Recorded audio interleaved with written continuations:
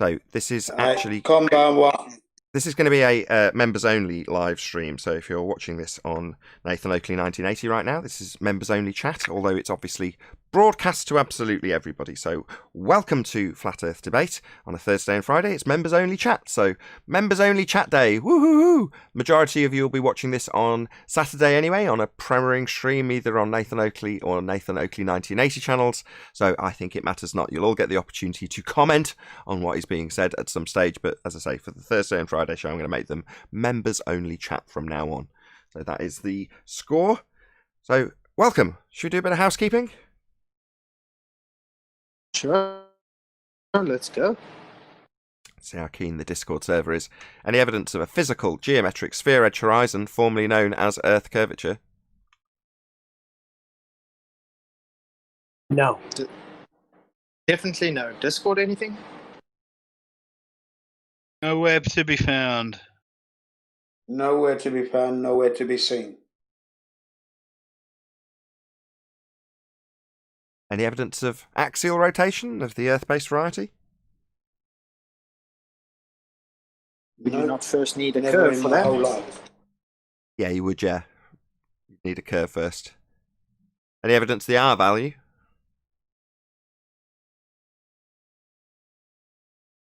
But the geometry is No debunked by the evidence. Black Swan.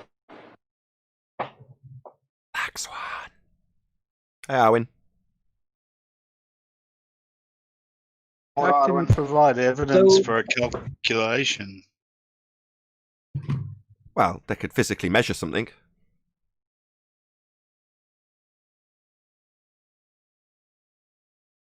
That's one way. Of course, you can't physically measure a sphere-edge tangent point, horizon formerly known as Earth curvature, if it's non-physical. So they're going to have a struggle, whoever asked that. Rams. That's right. I'm actually taking anybody off mute in Discord. I should really get on with that. No one can actually respond to me. It's because I'm late running. I had a new window fitted. Costs lots of money. Smash the PayPal link.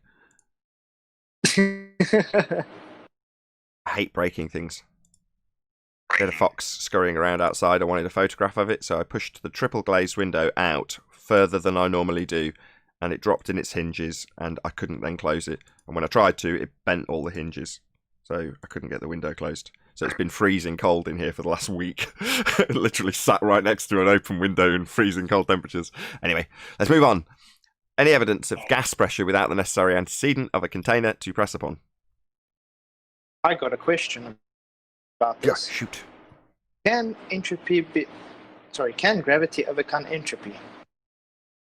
They're different things. One is the bending of a conceptual medium known as space-time. The other is described as an entropic force, merely a description. Well, can it overcome entropy though? Entropy's just a description of something that occurs always. Change over Yeah, time. but you got an arrow of time with entropy. You're saying, can Okay, let's just gravity put it this way. affect change over time? No. Okay, so it can't. Let's just say, for matter of fact, the increase of gas, the increase of entropy with gas, it will not push it back down with one vector. No, gas does not go down, go boom boom like bouncy balls when poured into a fish tank. No. You know, PhD Tony and Craig from Fight the Flat Earth say entropy can be overcome by gravity. Okay, gravity's not a force. Maybe they're thinking of it as a force. Yes, exactly. They say gravity is a force and it can overcome entropy. And this is from a guy that's got a PhD. Well, at least we know they can follow instructions. So they've been told by George Musa that they can think of it as a force. Welcome to Unitox Femu as a hyena, and also Jonathan. Is it Windbelly? Oh, I should bring up the other screen again. I'm very disorganised this morning. I'm really sorry.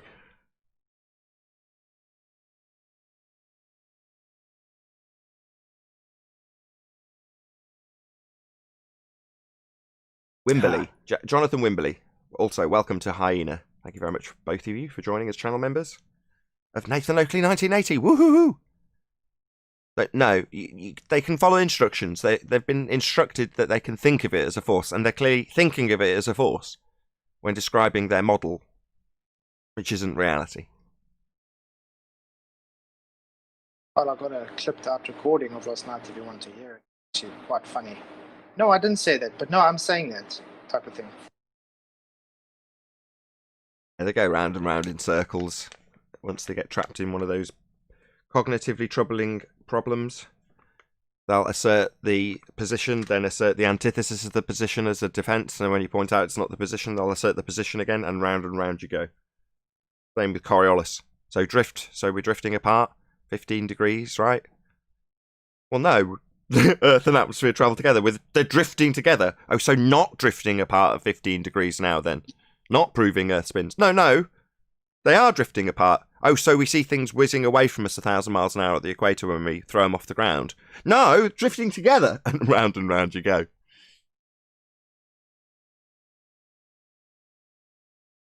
Any evidence of the distance to the sun? It's over there.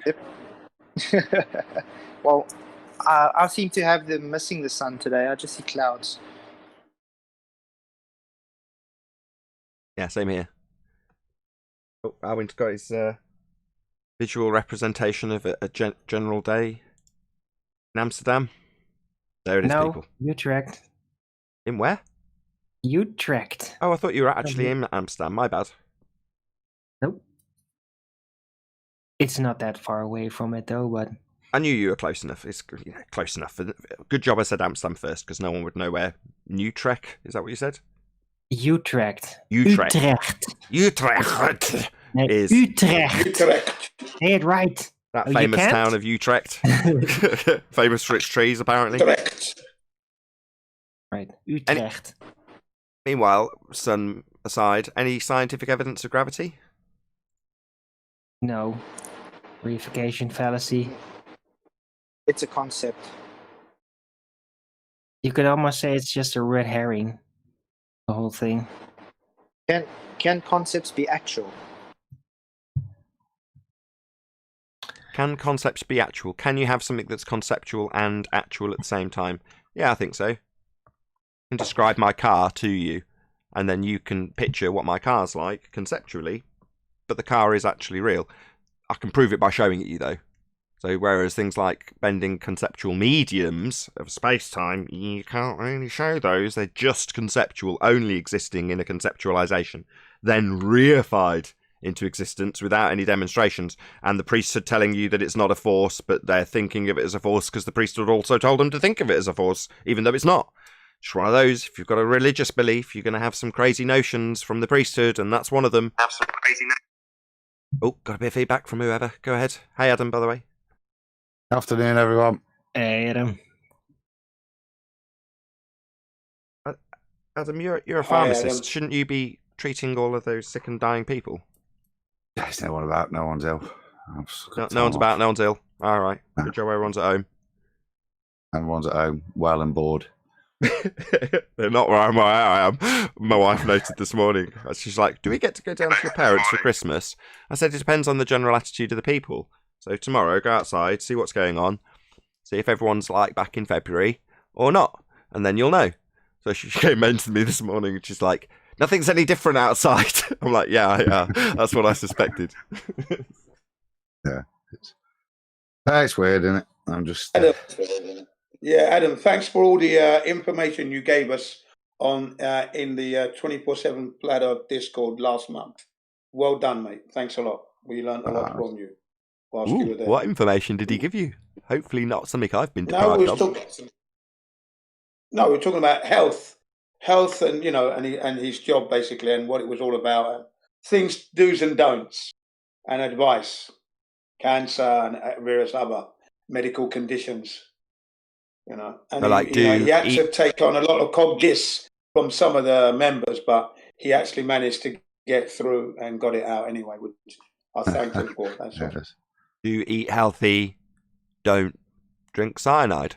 That sort of advice, or was it more specific? Yeah. I didn't know you were medically qualified, Nathan. I know my cyanide. What? No, just don't drink it in in dangerous dosages. That's it. If you get the right You know, quantities, isn't that right? Technically, marzipan That's right. contains cyanide. Same with Or arsenic. natural form. What is it called? Just a little bit of arsenic's okay. Yes. Just a little bit, just for flavour. Yes, a little bit's okay. A little bit. It of doesn't salt. kill you. Almonds It'll naturally only make has you it. stronger after probably a large amount of sickness. Almonds have natural cyanide in it, slight amounts. So yeah, you can, if you overeat it, then you can literally poison yourself like that. Yeah, I've had Yes, marzipan that's poisoning right. like that. Vitamin it is B17. actually poisonous to humans. Shockingly. Right. Yeah, can we get some actual, responses from Adam? My bad, Adam. It's totally my fault. No, man, we were just. I think where was it, Jen? I think it was on. It might have been even in Gem Pandas, which was. It was on the it was. 24/7 one. Remember, and you had a lot of idiots jumping down your throat, not giving you time. There was only one idiot, as I remember, and he was a flat earther. It was reasons, weren't it? That's right. To be fair, I thought the rest of them were very civil.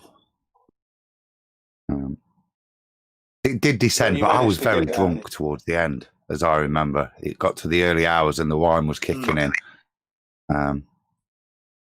But no, it was an interesting chat. We were just talking about, I think general health, distilled water, and then we got into a little bit of cancer treatments and things like that, how certain products are useful for that, and also chatting about CBD, how that's useful for a multitude of ailments, and it's now becoming legal in the UK, or is legal in the UK. And certainly as a pharmacist, I use that quite a lot. I'm promoting it and getting great results from patients from taking it, from anxiety, sleep problems to arthritic problems. So it's kind of the gist of where we were, Nathan, on that. Yep. And doggy diseases. The doggies, yeah.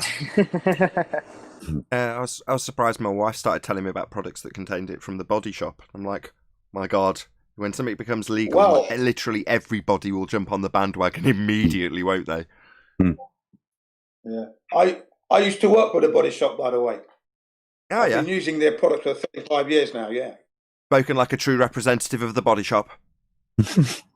Yep, I used to work for them for 1 year. Yeah, I used to work in the I worked in the Oxford Street branch in London, Oxford Street. I was experiencing some racism from the manageress, to which I complained to the area manager, Clive Henwood, at the time. And he was pleased with the way I was running it, because when you've got cosmetics, there is such a thing as rotation. Obviously, when the new products come in, you've got to put them to the back and the products that are actually in already to the front, so as you don't get them mixed up. None of the stockroom managers were doing this, but I was. It is tedious and quite labouring, but you have to do it. So what's he or she got against against? that. So he moved me. He moved me to the Great Marlborough Street branch. That's on Carnaby Street, and I worked there for a year. Did some charitable work for them, and I created a new job, aerial stockroom manager. So I was responsible for 6 shops, making sure that they were rotating the stock properly after working at my own branch first. How do you know specifically because you're Chinese? What's it got against the Chinese exactly? Yeah, well, I'm an African actually, and really, I was joking. It was a shame, joke. It was a joke. Yeah, I know. Anyway, it's a great place to work. I really enjoyed working there. Other than the overt racism, wonderful place to work. Yes, indeed. Just a quick shout out to Tony Whitcomb, who says, I believe we live on a globe, but I know it's flat and level. A belief is the enemy of knowing. Wow, £100 super chat. That's a massive super chat. Thank you so much. I really appreciate it. Given it I must fix a window, Nathan. I was about to say I just blew 100 and something quid on a window repair, so I really, really appreciate it today more than ever. So thank you very much indeed. Yeah. We've still got a couple of housekeeping questions. Any single viable hypothesis from any of the fields of astronomy, cosmology, or astrophysics? Don't all go at once. Not yet. We're waiting. Well, Well, according Well, to I'm Michio start- Kaku, Go on. According to According to Michikaku. Go on. yeah, according to Michio Kaku, he says nobody that I know of in my field uses the so-called scientific method. It's all pseudoscience. That's what he says. There you go. So take that as you will. Actually, he just says they don't know how to use it. Yeah. It's usually Chocolate Saying that quotes him, but epic. Thank you very much indeed. You're welcome, man. Just before we move on to the last housekeeping question regarding molten iron cores, I just want a quick side conversation with Adam. I do this all the time, and I hope he doesn't find it derogatory when I discuss the conversations that we've had. But Dr. John Dee got in touch with me, and he was talking about polarization of light, and he was showing me the quote-unquote scientific validity for it. And I phoned him. I was tied up doing something. Rather than chatting text, I just phoned him and discussed it with him. And he was absolutely aghast. He couldn't quite believe that there was so much pseudoscience permeating this field that he's an expert in, right? He's an expert in optics, right? He's an expert in spectroscopy. So he's looking through his own field, as you would, right? You come across this information. Oh, there's a lot of pseudoscience about. I wonder how much. Let's have a look. And then he can't believe it. He's horrified. It shouldn't be laughing, but it was amusing. Obviously, it was amusing to me that a PhD's going, my God, it's all pseudoscience. Yeah, it is. Yeah, that's right. Anyway, I just thought I'd mention that to you, Adam. He's going, mate. He's on one at the moment, John. He is literally going through everything. That is one of many topics he's ripping apart. I keep getting. I don't know why I keep getting text. Well, what do you think of this? What do you think of this? Is this true? Does that make sense and stuff? And he's got a number of presentations coming out. I think it's Dr. John's Destruction of Everything. Is what? Oh my God! But yeah, I mean, he's right. He cross-checks fallacies with me like I'm some fallacy expert, and I'm not. But he put it under my nose and was like, am I identifying the correct fallacy? And I'm like, yeah, of course you are. Yeah, absolutely. And he's detailed it. So he's obviously got the presentation together. And I don't know why. Again, he's saying, "Can you look over my presentation?" I'm like, "Why are you asking me?" I don't know. I feel privileged that he's asking, but by the same token, it's not like I'm going to identify anything he's done wrong in it. He's a smart guy, and he's identified all the fallacies, detailed where it's non-scientific, detailed the assumptions that have been made in their assertions. It's just a really good job. I can't really fault him in anything he puts out. Really, maybe it's because he's so thorough. It is very thorough, all of his. I've got one little screenshot I'll share with you of his one of the slides. But what I like about him, he's not scared to be wrong. He just wants the truth. Yeah, well, there you go. There is a criticism of him. So sometimes if he perceives a bit like Perfect Globe Proof, when I'm playing devil's advocate with Anthony about the Lighthouse, Macord Lighthouse, they all hold that against me because I'm describing their argument and what I perceive might be a comeback. I will come to your screenshot in a minute, Adam. But the same thing is done by Dr. John Dee. So he'll say, well, potentially they could come back with this rebuttal. And he works that into his presentation. I'm like, why give him ideas? And he's like, well, I just want to be transparent. If it's something that I can perceive as an angle that they're going to come at it with, I'll just put it out in my presentation and debunk it as well. It's like, yeah, but what happens if they hadn't thought of it and they ignore your debunking and just latch onto it and parrot it a million times? But that, like I say, he just wants to expose everything he can cover on both sides of the coin. So in many of his presentations, you'll see him very, very succinctly and accurately describe the globe side with as much detail as he does the antithesis of it or the debunking of it, which is obviously the point of his video in most instances. Right, your screenshots up, Adam. Yeah, I mean, it's nothing specific. It's just to give you an example of how far back he's going. So he's looking at Faraday stuff here. Look, assumed that the luminous source was emitting in light waves. He assumed, though not explicitly said, they were two-dimensional-ish in nature, and he assumed they were being emitted at all rotations. So he's going through it. It's just really to kind of back up what you were saying about where he's going. He's not starting in the middle. He's going to the basics at the moment, and it's interesting stuff. Which is something I deeply appreciated, because just by pure coincidence, a lot of what he was describing to me is detailed, not necessarily with polarization, but a lot of the effects that are being described in light are completely paralleled in their description of sound and how it does behave and can be accurately described in its behaviour as a wave, and light isn't a wave. It's a mathematical probability distribution, otherwise known as wave function, not a wave. But yet all of these descriptions, you can probably see just from visually identifying what's on screen, right? That's how they're describing it and the effects of it. Same goes with which one was it? Remember the effect in acoustics? It'll come to me in a minute. The dissipation of energy, the dispersion of energy, diffusion. I got there in the end. The diffusion is also described similarly with light. And it's like, no, you're describing it as it would behave if it was a wave, and it isn't. Cool stuff. Yeah, I'll stop that. There you go. But yeah, I'm looking forward to his presentation when it does come out. Indeed. Yeah, I like all of his presentations. Any evidence of a self-perpetuating molten iron core at the centre of a presupposed spherical Earth? Well, no. Would that be past its curry point? Only in disaster movies. Yes, it would, Flatsoid. Then how would it be magnetic still? It wouldn't, hence the question, self-perpetuating. Apparently, if you rotate something beyond its Curie point, it can self-magnetize, according to their rhetoric. Just some bullshit they've made up. Well, no, something that they demonstrated with, I think, lithium and a few other Group 1 metals, but not something that they've ever been able to demonstrate or is even theoretically possible with iron.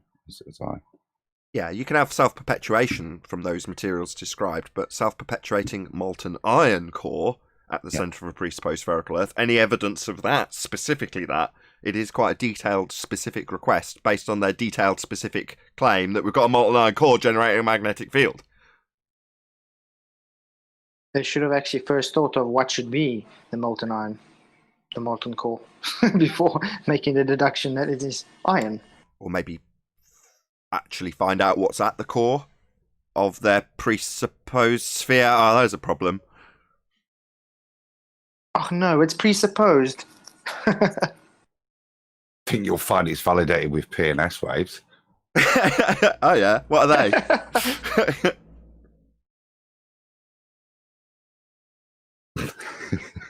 What are they? What are P waves and S waves? I don't know. I just think if you say them boldly like a baller should, then everybody goes quiet and goes, oh yeah. Right. They're bouncy back things that if you presuppose it's a ball, it looks like it's bouncing around on a ball, and bits are going around and bits are going through your presupposed magnetic molten iron core.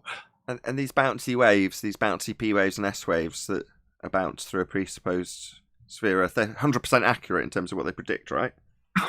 That's the kicker, isn't it? They thought they were until they went to a great distance, something like 8 miles, and even their predictions there turned out to be bunkum. So that's a bummer. So not P waves and S waves then? Probably not then. No. Oh, bummer.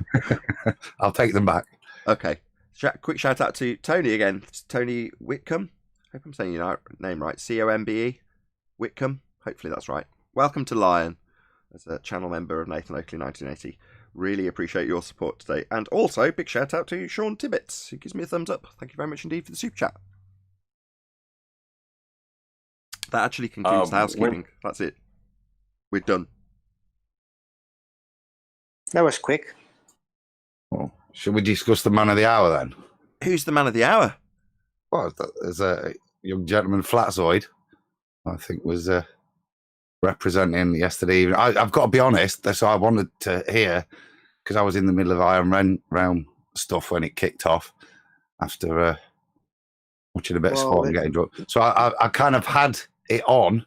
I could see a bit of flashing and see a bit of the chat and stuff, but I couldn't have the volume on, so I assume it was Well, from the beginning, it really started with doublespeak. He had to even get help twice. He had to get PhD Tony to help him because he couldn't answer me. And then he got Team Skeptic to help him after that as well. They ended up leaving. And then the show just stopped like that. And it was blamed on internet connection. So, but yeah, I'm going to do a whole, how can I put it, dismantling of the debate. But it's quite simple. They don't know what the hell they're talking about. And what was the subject? The law, it was about the natural laws and how their model violates it. Model? Yeah. And, well, I was going to put in that their model's unification, but he didn't want to talk about models, so I just said, okay. Then we just kept it at natural laws, and we get it. And Craig says the Earth is a closed system. Can you believe that? So it's not open anymore. Earth is not closed. Did you ask him how Voyager got out then? That's what I asked. He says, but it lets matter out. Then I told him, well... Then it's open! The valve physics. system. It's the valve system. That's why I said, but you're missing the point. He says, I don't understand physics because a closed system does let matter out. You know, that's the double speak. No, so and then it's like it's like in Spaceballs, right? There's a big dome around it, and then they open a little hatch and the little spaceships fly out, right? It's like that. Yeah. Exactly. Yeah, apparently matter can go out of closed systems. No. Not to mention... That's what the closed bit means. Closed to matter. So energy can get in, but matter can't get in or get out. Open means energy and matter can get in and get out. Not according to them in physics. I thought I read in was it in Master B? Sorry, the response to that was that but matter is energy at the most fundamental level. So it because it's interchangeable according to MC squared. So it just turns into energy, Nathan, passes through the physical barrier, and then it turns back into matter on the other side. What, Voyager? Well, yeah.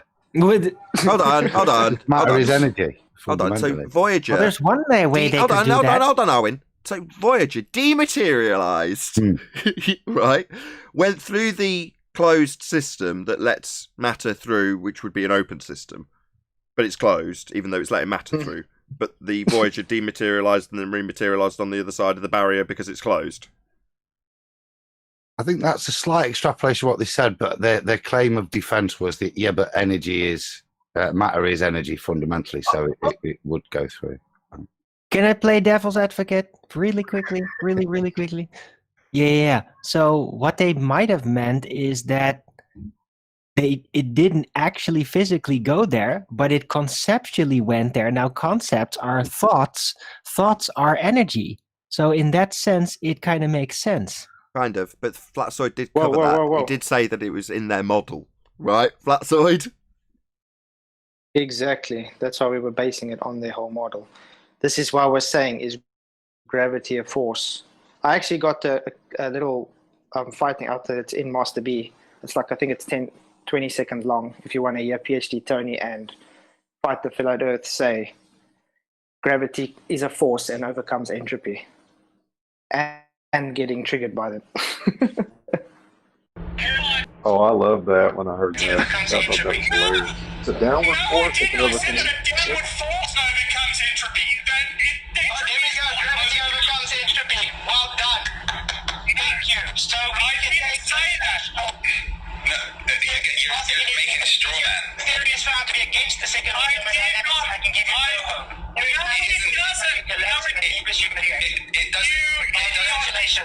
It doesn't violate the second law of thermodynamics that Levitt keeps saying. Alright, Tony, one second. He just said gravity overcomes entropy. It can do on a local scale, things can overcome entropy, but the entropy of the universe still increases. Can overcome entropy. On a local scale, it absolutely can. Okay. Did he just contradict himself within the same sentence? Yeah, they do that a lot. Exactly. Wow. Like, one part of the sentence says one thing, the other part says the exact opposite. That's special.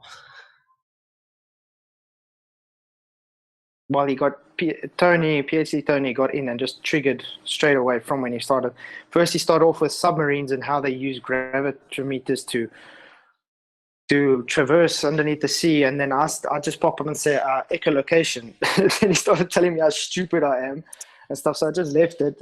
But if you actually go and look, submarines use echolocation. not gravitometers to work out where they're going.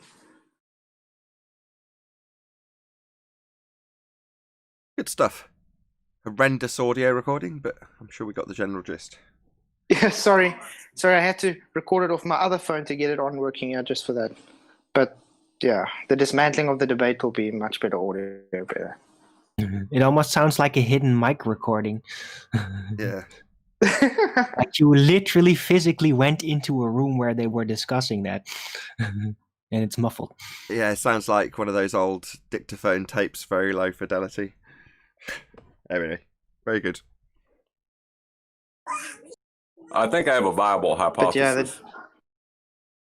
Dun dun dun. Go ahead. Do you want to run me through the steps, or sure. Hypothesis how do you would be want a dependent variable observed effect that you want to figure out the cause of. So dv is the effect. Independent variable, that would be the thing you think causes the effect. Formulated with an alternative, that would be if A, your cause, then B, the effect, and a null. If A, your cause, then not B, not effect. That's a hypothesis constructed. There you go. What's your hypothesis? Feel free. All right, I understand that part.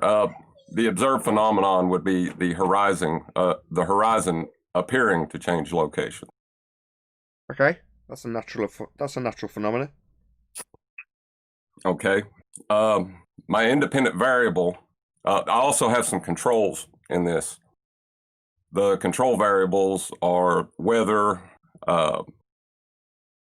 physical obstructions, like swells, things like that. Okay, so you're assuming you can control these things. Fine, we'll assume it just for the sake of this example. Carry on. Well, I think I do have a way to control it. What's the cause? The Most independent importantly, though, aside from the control the cause variables. would my presumed cause would be the aperture size of the viewing device. Okay. Hold up. I've done this. I've got this one through QE once, so this could be interesting, Nathan, because I did a similar one on one of the early ball busters and got it past John. Would you detail yours, Adam? We've heard the entirety now. We don't need the null formulation. Well, no, please carry on. I'm just. How do you formulate that into a null if no aperture? How are you going to make the observation? No. If varying the aperture does not change the horizon. I see. If aperture size, and then you keep what was described, the control variables, the humidities, as best you can, you've got to accept that, but you don't necessarily have to do this across open water. You could do it in a controlled environment for the science of it. So if aperture size, then the variation in that, do you get a movement in the perceived horizon?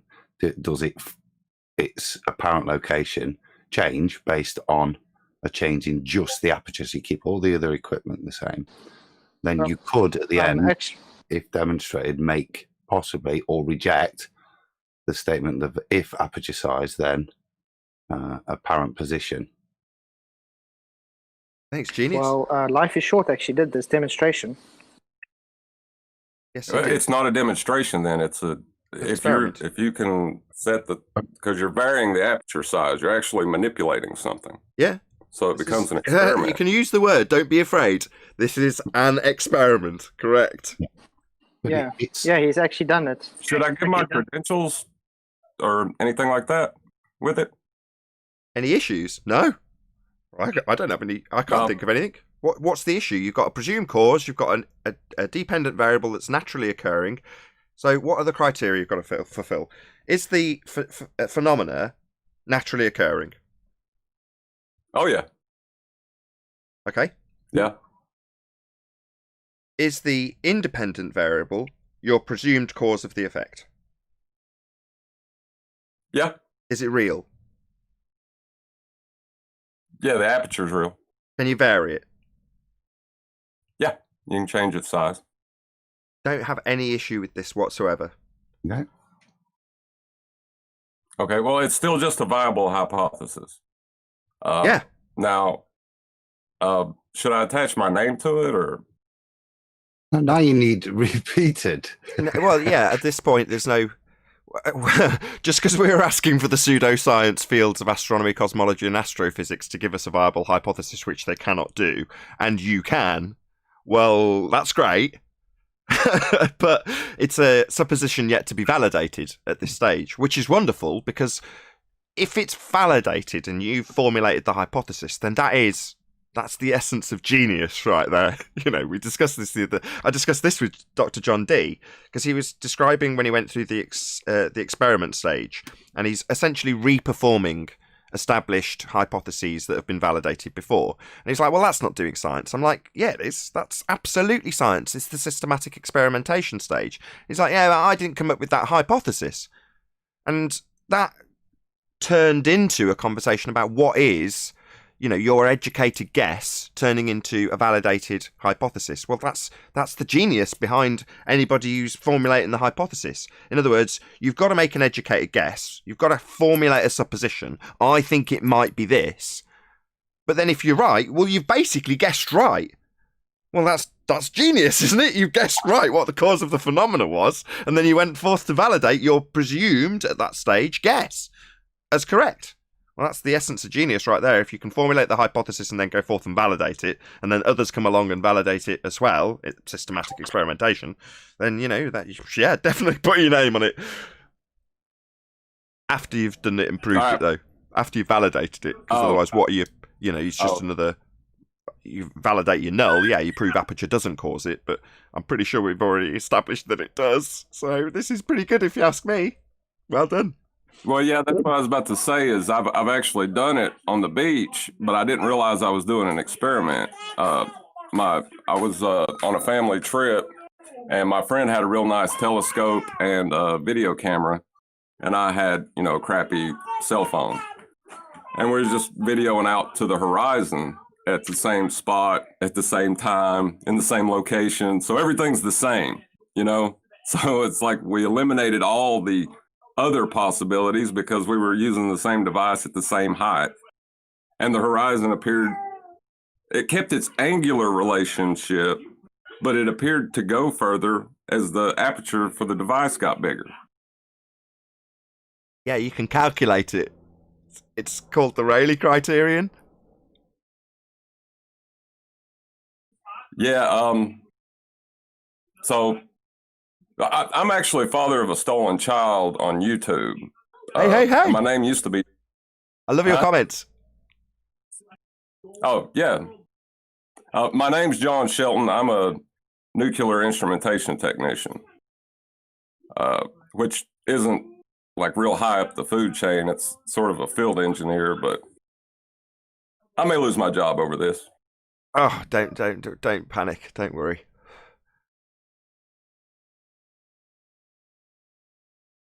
Saw a good skit the other day where there's these people at a party, and the one guy's a brain surgeon, and everyone that comes up to him is like, listens to what they do for a living, and then it's like, yeah, but it's not brain surgery, is it? And then it enters new guest, and he's a rocket scientist. So obviously they get into a conversation about brain surgery. He's like, brain surgery, it's not exactly rocket science. Made me laugh on many different levels. Well, there's a logical implication to this, too. If the horizon is being manipulated by the aperture, then that means that the horizon exists only to the observer, that it's not real. Correct. Spot on. I mean, this is genius because there's this scientific is already evidence for a flat Earth. Yes. I mean, they always talk about scientific evidence, so there's some scientific evidence for a flat Earth. I agree. That is scientific evidence. Well, no. That's scientific evidence for the cause of the horizon in your example. And you've manipulated it with the aperture of a camera. So is that evidence for a flat Earth? Well, no, you can't work. You're pushing the boundaries of what you're validating with science, aren't you? It's not curvature. No, you've eliminated that as, you could say that you could introduce curvature as the cause of the effect. and No. validate or invalidate that as the null hypothesis, which it would if you kept the aperture the same.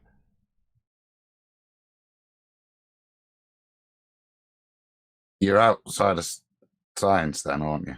As soon as you start to use the science that you've just done and then just to apply that bit of science, which is still true because you've just proved it, to any subsequent observations that you're then going to pre-assume curve or apply it to pre-assume curve. You're not sciencing anymore. You're observing. Exactly. It's extrapolating out beyond what you've formulated in your hypothesis and then validated. You validated that the aperture will move the horizon, and the horizon moving is your phenomena. Well, you've got the cause established, but to move beyond that is a step too far, and that is a danger as well. I'm not just being a prick. No, that's the reason we're in the mess we're in, because a lot of it starts with a bit of science, right? But that invalidates geometry. I absolutely agree. It does. The horizon's not a physical geometric sphere edge. Correct, it's optical. You're absolutely invalidating their geometry side on removing perspective. The aperture's directly linked to that. Correct. But yes, you are invalidating geometry. And if it's shown that the aperture directly affects the horizon, then how can you then move on to, say, geometry and refraction are changing the horizon? You can't. It's a non sequitur. It is. You can't. Correct. Spot on. Good day for you, father of a stolen child. Well, I'd like to give credit to Arwen, because when he said that yesterday about bad eyesight, it got my brain a turning. Whoa, really? Cool. Yeah, I made that joke about blind people not seeing a horizon, her geometric horizon. Yeah. But yeah, that's what got me started thinking about it, because I'd already done the experiment and I didn't even know it was an experiment. Yeah, once you said that, once you've got your validation, i.e., you look at you look through a aperture or an eyepiece of a telescope with a phone, and then look through a same hole with a smaller aperture or a bigger aperture with a camera, and you see the horizon move. Well, there, yeah, exactly. You validated it already. They've got the maths for it. We know what the Rayleigh criterion is, but you can now formulate it into something that you can say, this is my hypothesis, this was my null. It's been done. Here's my version of it. Now go forth and validate it yourself. Obviously, you've got to figure out a way, like you had, to keep the scenario exactly the same between the change of the two different aperture sizes so that everything's held constant. Which, arguably, you haven't. I'll be honest, that's something people would pick flaw in. But to improve the... Go on. You've said there, right, you've done an experiment. That would be the bit I would take issue with. I don't think, as yet, you've done an experiment. You've had... the thought, you've actualized it and seen it with a comparison, knowing there's differentials in the aperture size, but that, even though that demonstrates your bit of genius that you have, that in of itself, whilst it kind of is the basis of what you're going to do in an experiment, it isn't in of itself an experiment. It's got no empiricism in it. It's not systematic yet. It's just the thing that you've had the thing that sparks the genius, isn't it? But in of itself, I wouldn't classify exactly. that. When QE describes having a reason why they've got to the validation of an independent variable, it's because their best guess is an educated guess. Well, in this example, that's exactly what's just been described to you by Adam. Your best guess to base your hypothesis on, which is where you're at now, is based on your experience and what is being described by you as a quasi-experiment, if you will. It gives you your hint at what the IV should be in your hypothesis to then be systematically validated with controls all set in place. And that would be, if you were to assert, like I say, that's where people would pick flaw in your controls. Okay, yeah, I see what you're saying, but I think it's still a valid hypothesis. I guess absolutely, it definitely is. Yes, it is. Go on, Adam. Sorry. No, I just agreeing. Totally valid. IV, DV. Totally. It meets all the criteria. You've got a valid phenomenon that you can study. You've got an independent variable that's real, you presume cause, and you can vary. As long as you can hold all of the things constant, that's going to be that's going to be the hard part, though, isn't it?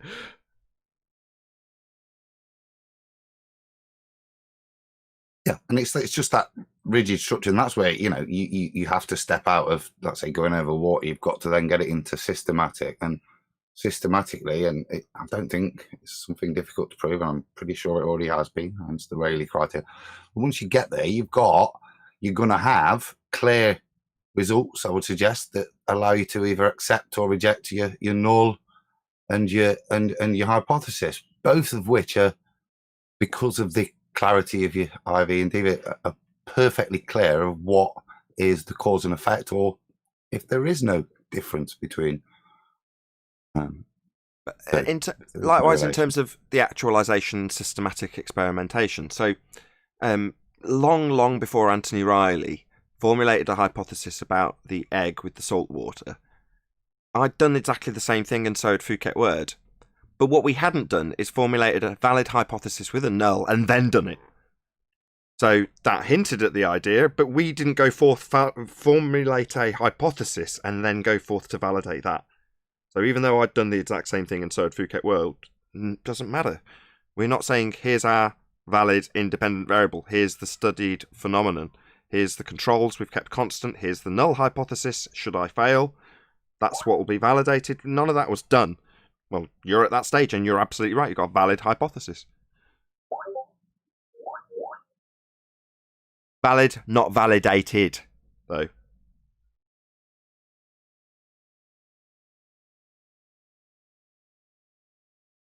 Now, Excellent work. as far as using different devices to view the effect, because if you're only looking at one thing at one time, taking the camera and switching the aperture, that's going to cause problems. No, you don't switch it, you run them at the same time. So if you can figure out a way of getting a telescope with two eyepieces that are both pointing at the same relative position on the reflector, then you've got the same exact view. Because it's going through a circle at a different point, who cares? You're just going to focus them the same, and so long as you can get that constant, you just run both apertures at the exact same time, so that you can take a fixed point and say, right, snapshot from this one and this one at the same time. Not how do you change it and keep everything around it constant, you just have them capturing the same thing at the same time, because obviously they're both constant for the same thing. The only difference of the image at that moment in time is the aperture. That's how I would suggest you do it. But who am I? It's not my hypothesis. Go forth and hold things constant. You know what I mean?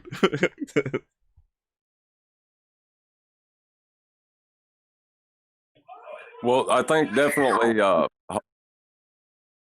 doing the experiment, when it does come time to do the experiment, taking the observation with multiple apertures at the same time eliminates a lot of the temperature differentials and other things you may run into as messing with the experiment. Exactly. They're held constant because they're the same in both. That's what you're trying to achieve with constants, right? You want them to be the same in both examples. So the variation needs to be comparable after the fact rather than gathered with a time differential, because if that happens, obviously there's change that's occurred between the two images being taken. Whereas if they're taken at exactly the same time, then that eliminates a lot of the things that you may have to keep constant, because they're the same in both, therefore constant in both. The only thing varied in the two different images is the aperture. Any more comments on this? This has been great. Thank you so much for sharing this, Father of a Stolen Child. Epic. I love things like this. That little bit of additional. It's called, you've got to look at your margins of error. And that one is massive, isn't it? If you're going to introduce a time variance, there is the potential. So you've got to weigh that up and what kind of margins for error it gives you against, say, using two pieces of equipment that are the same. But a bit like when I did my moonlight test. So I'm using two identical thermometers, and taking the different readings. But that doesn't mean the readings are exact. So you have a margin of error that the two pieces of equipment can have, and this was plus or minus 0.1 of a degree. So if they were outside of 0.2 of a degree, there's an effect. So you have to kind of consider that the margin of error within the equipment means that actually you might require something more significant than just a bit of movement, because that could be the margin of error within the equipment itself. So they're all things that you start to consider as you empirically build your experiment to then make the results valid.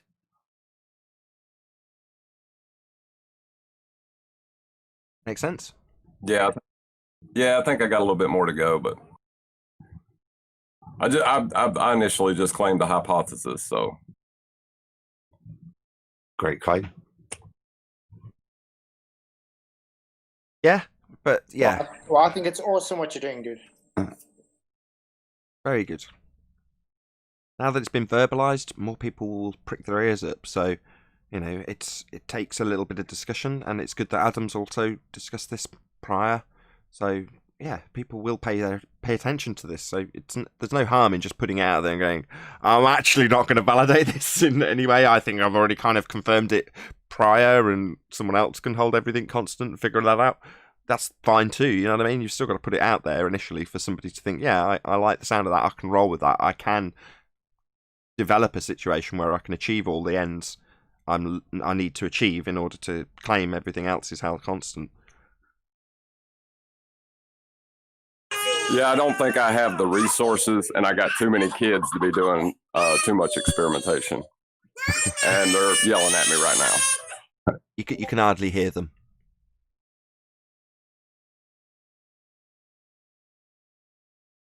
Well, yeah, thank you for sharing that. Epic. Brilliant stuff.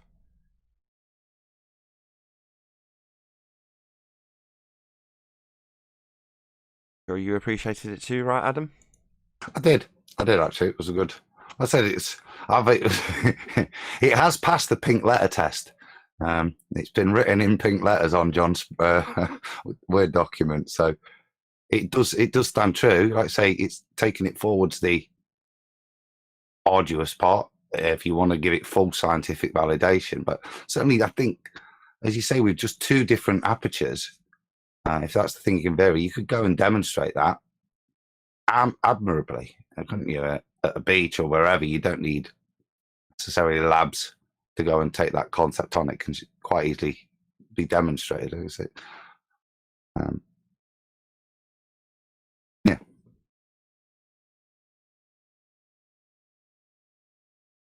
I'm sure we will. We'll see somebody attempting it at the very least. It'd be nice to actually see it. Actually, some big differences and some comparisons. Yeah, exactly. People want the glory. Got a lot of kudos attached to it, right? Debunking geometry, validation of a non-physical horizon by way of scientific experimentation.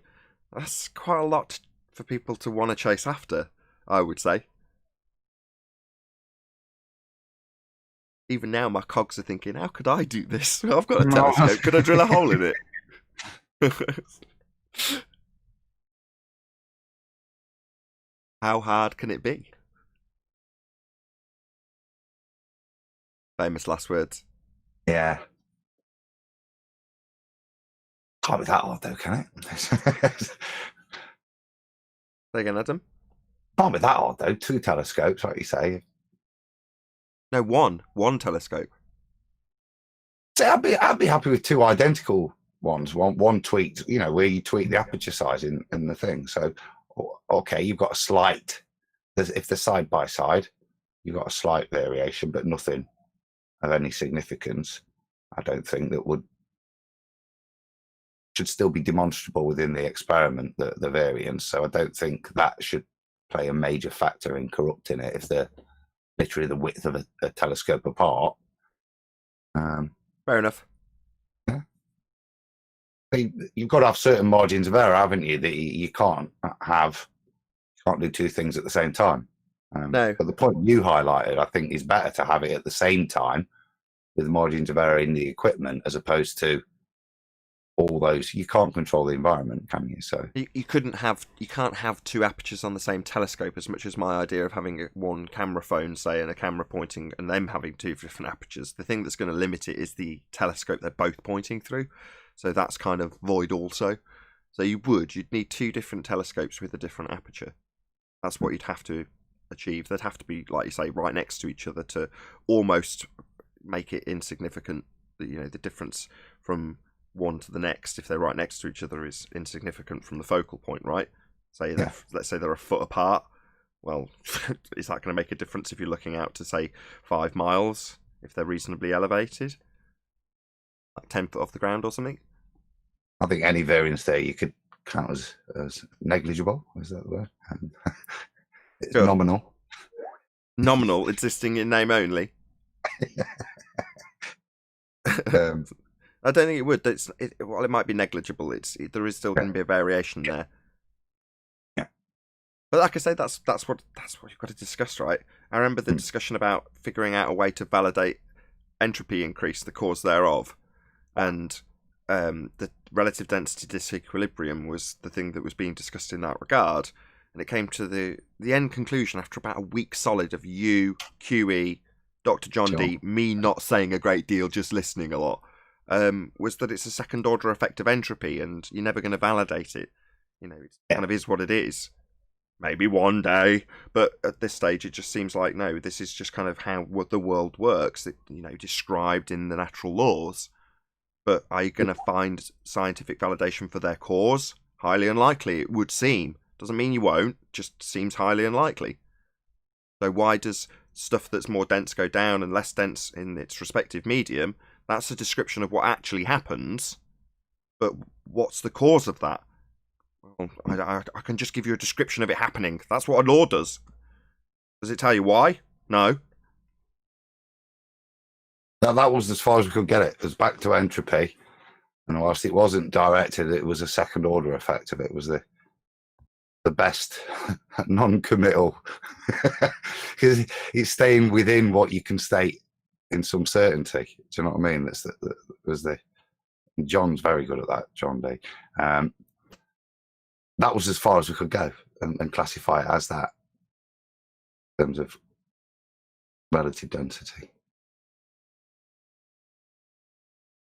Indeed, but in this instance, any bigger understanding, you know what I mean? But it does help you at least understand where it compartmentalizes, not necessarily gives you any. Correct, but I'm comparing it by saying, in this example, when you're trying to figure out if the diffraction limit is the diffraction limit as calculated in the Rayleigh criterion or not by way of scientific validity, I think you've got a good shot at actually achieving that. Whereas when you're talking about, why do we have relative density disequilibrium, which is what was being discussed in that regard, you get 2 weeks of conversation and the end result is all we can do is describe what's happening. That was basically the end of the conversation, wasn't it? Yeah, pretty much. Yeah. Down to a sentence, yeah. Basically. Anyway, I'm going to round out the live show on that note. So I'm going to say, first and foremost, a huge, massive, enormous thank you to both Discord and G+ panels for making today's live show possible. If you are watching this on either Nathan Oakley 1980 or Nathan Oakley premiering streams, then stay tuned, as there will be an after show to follow. A massive thank you to all of you who smashed the super chat, joined as a Nathan Oakley 1980 channel member, subscribed, shared, and all that good stuff. I've been Nathan Oakley. Stay tuned if you're watching on a premiering stream, and I will see you all in the next video.